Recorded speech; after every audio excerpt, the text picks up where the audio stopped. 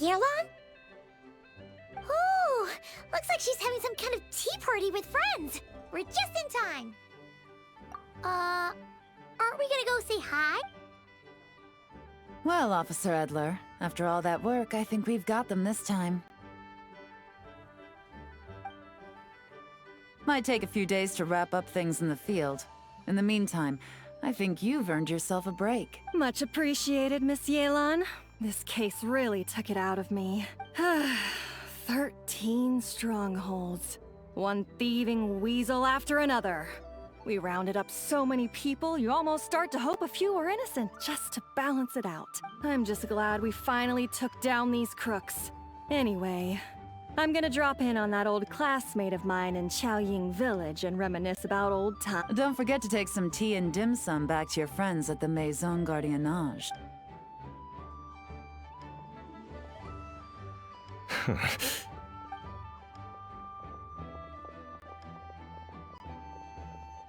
Oh, looks like Yelan's friend left. Paimon kinda wanted to meet her. Ah, another pleasant surprise. Traveler, Paimon, take a seat. Excuse me, a pot of your finest Yunlai white tea if you would. And 2 more place settings. Now, judging by that expression, I assume you came over to ask about the 2 spies that were just watching us. Ah! Spies? What spies? There were spies around here just now? Oh, more than that, I'm sure. I bet they already sent someone to tail Officer Edler. Anything to foil our operation. Oh, so you're tracking down some criminals? They've got some nerve spying on you like that. Pretty bold if you ask Paimon. Well, those tend to be the kinds of cases that cross my desk. If I could leave it to someone else, I would. I could have been on vacation right now. Mora laundering. To the tune of 10 figures and counting. Laundry? What does that have to do with Mora? And who are these figures? There are 10 of them? In layman's terms, a certain merchant in Fontaine possesses a large amount of Mora obtained through illicit means. But it's easy to get caught when you're moving that kind of cash. So you cover your tracks, create a front to avoid detection, and what do you know? Your illegal Mora now looks completely legit. And this merchant's front of choice? Fine art and antique auctioneering. He buys goods from all over Tevat, brings them back to Fontaine, and rebrands them as pieces of fine art, driving up their price in the process. Then, when the items go to auction, he buys them up at their inflated price with his own illicit funds. And through this exchange, the proceeds he receives in return are clean. This process allows him to legitimize his illicit wealth.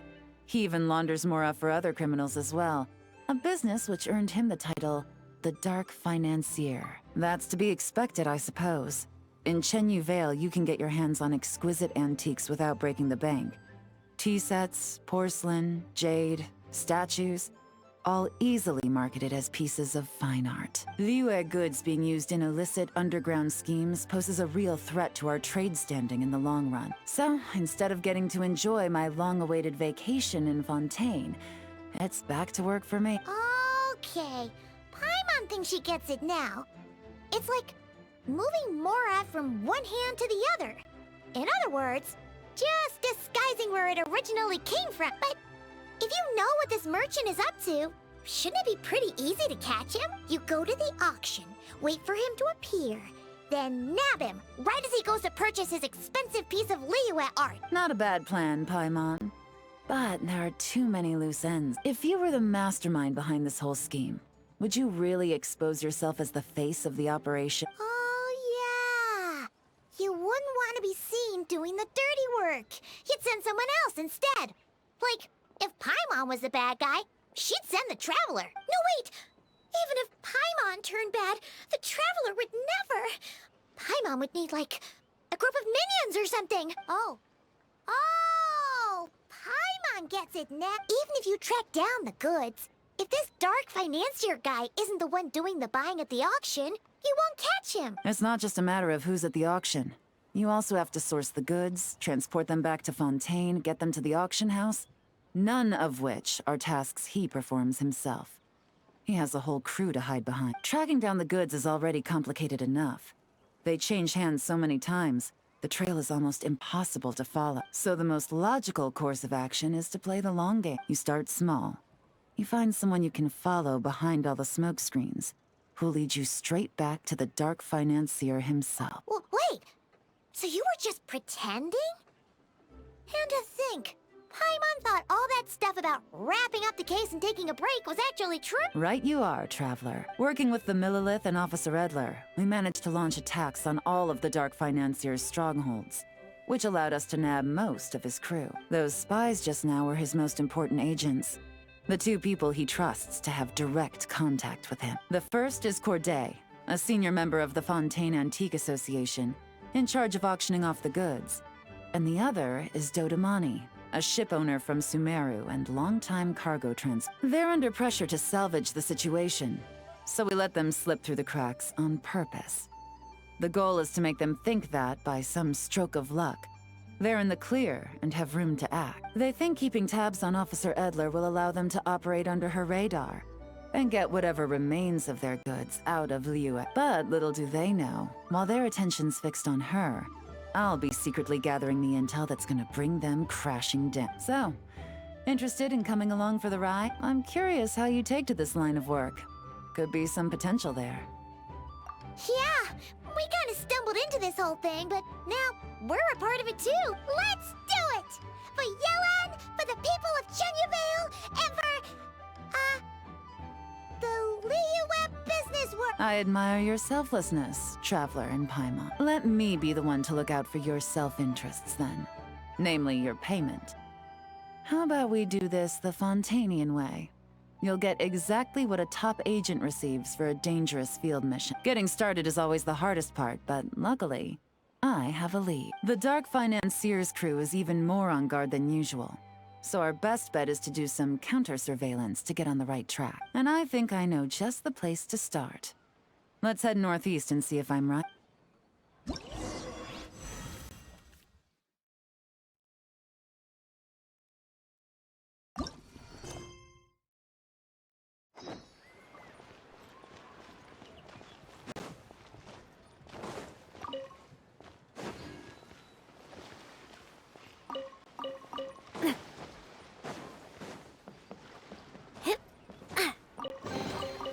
Whoa! What a stroke of good luck!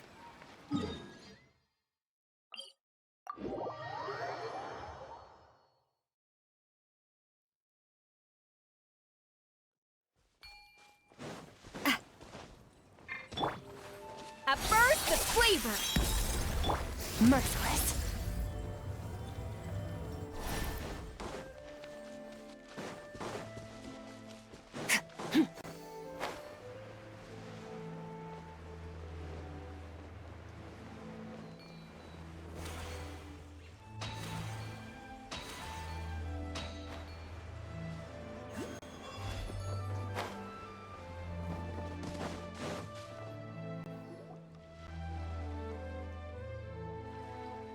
All right, let's start our investigation here.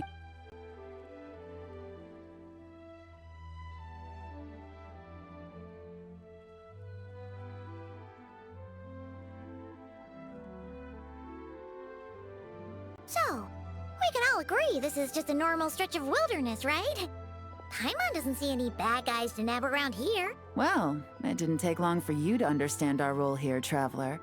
Thinking like a top agent already. Like I said, we need to start small. If we want to track down the man himself, our best bet is to start with his goods. So right now, finding his stock is our #1 priority. And to do that, locating his hidden stronghold is imperative. Which brings us to why we're here. Pretty good vantage point from up here, don't you think? Huh, guess so. Paimon can see the port of Elang Wharf, the boats in the distance, and some kind of tower. What's that for? It's a lighthouse. The Millilith use it to monitor the situation at sea. In addition, the flashing of the light can also serve as a means of communication. Oh, let's hear it. Not too far off at all, Traveler. The Millilith maintain an impeccable level of security in Shenyu Vale through consistent patrolling. This location offers a perfect vantage point to observe their lighthouse signals and deduce their patterns of behavior. which is a huge help if you need to move goods under the radar. So we should be able to find traces of the Dark Financier's scouts in this area. Oh, okay. Paimon doesn't quite follow, but she'll take your word for It's simple. Just take this forensic imaging device and investigate the surrounding area. As long as we're meticulous, I'm positive we'll find something.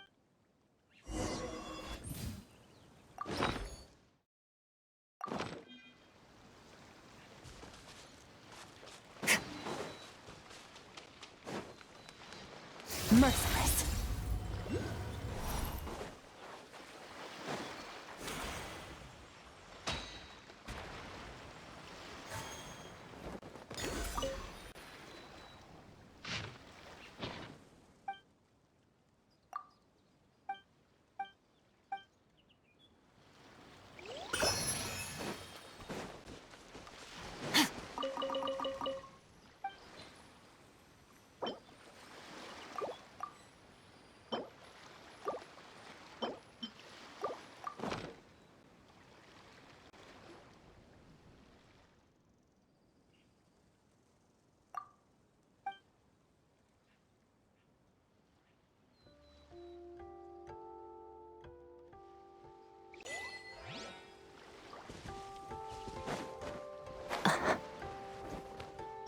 Watch out! Watch out!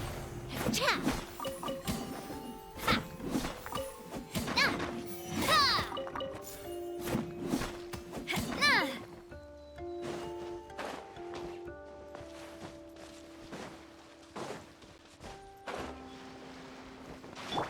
Merciless.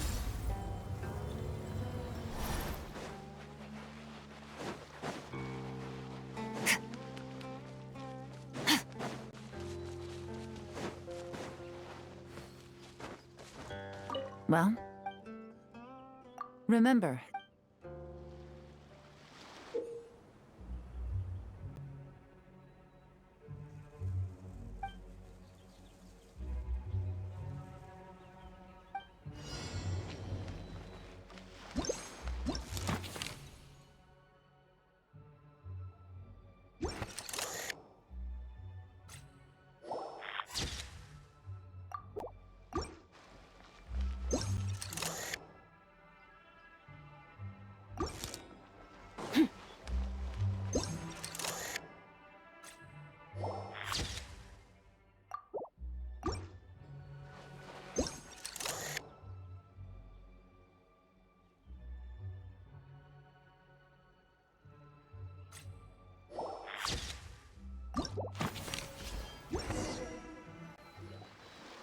some good whatever door. Huh. So there really is evidence around here. It's like these guys aren't even afraid of getting caught. What if the Millilith noticed them spying and decided to investigate? These objects suggest the Dark Financier's scouts were likely disguised as fishermen. People like that are trained not to crack under pressure. All they'd need to do is come up with a believable excuse, like needing a place to rest. The Millilith can't investigate or apprehend a civilian without probable cause. Paimon can just see their smug faces getting away with something like that. Not to mention, the traces on these objects are fresh, which means the scout here is still active and wasn't among those caught by Officer Edler. So we need to stay vigilant. We can't let them know we're still on their tail.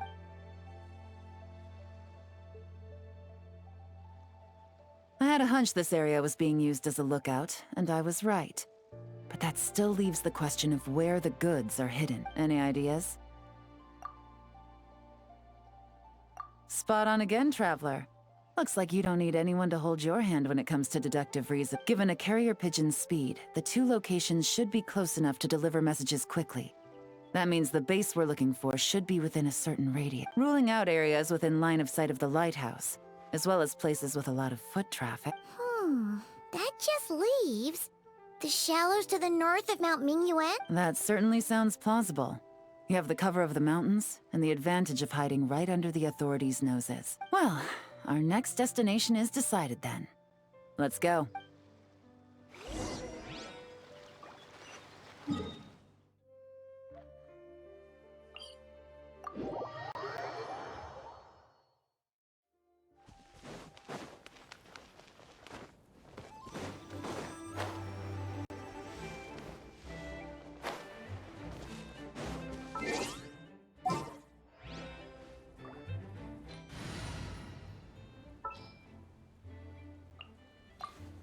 Anything you need delivered?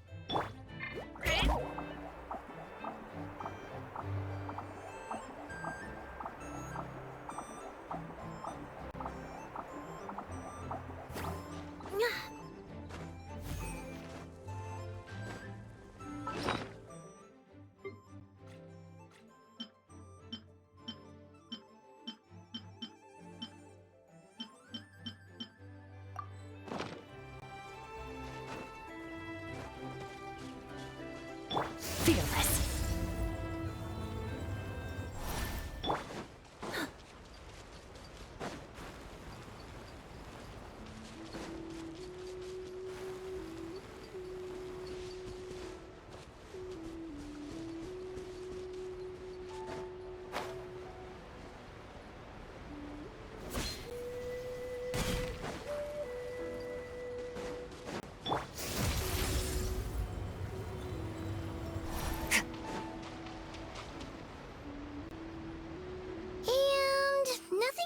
Ordinary here, either. That's right. No detail is too small to investigate. I believe in you.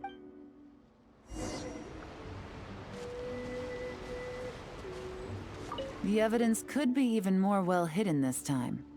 All set? All right. I know you have an eye for detail, so use it to your advantage. You've got this.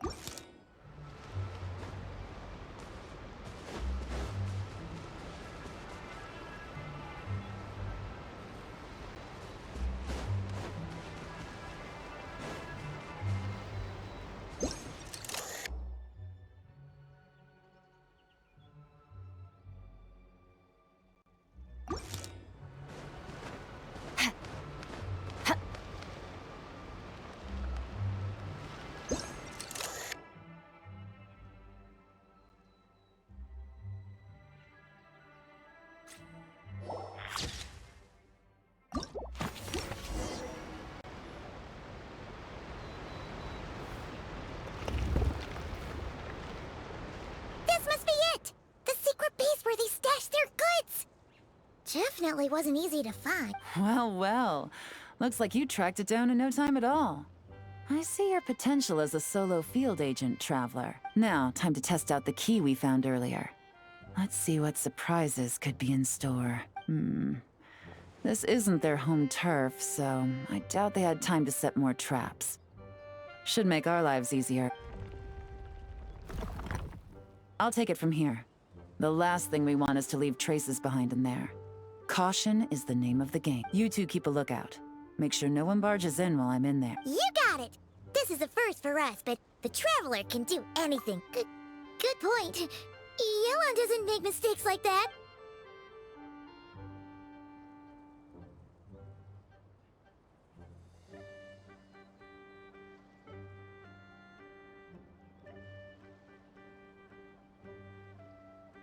All right, that's done. I've noted the features of all the porcelain items, vases, and teas stored here. We need to keep a lookout for these features at the auction and pinpoint the person attempting to purchase the corresponding goods. Then, we can let them lead us to our main target. Wow, that was fast! You must do that all the time, huh? Now, we wait. There are countless auctions in Fontaine. We can't possibly monitor them all. Besides, that would be a waste of personnel. I'll continue to conduct surveillance in the area, keep tabs on the situation, and attempt to decipher their coded messages. Once his two lackeys move the goods, we can shift our focus to the upcoming auction. And then, we'll have somewhere to start. Got it! All we can do now is wait. Wait, and then follow them straight to the guy behind this whole thing so we can give him the old 1-2 punch! This whole time, Officer Edler has been leading her two stalkers on a wild goose chase around Chaoying Village. Once they decide it was all a waste of time, it's her turn to tail them instead. Not to mention our operation has already put them under extreme pressure. We've forced their hand. I doubt they'll last more than 2 days before making a move. So let's meet back up at Yilong Wharf in 2 days. Find me near the harbor.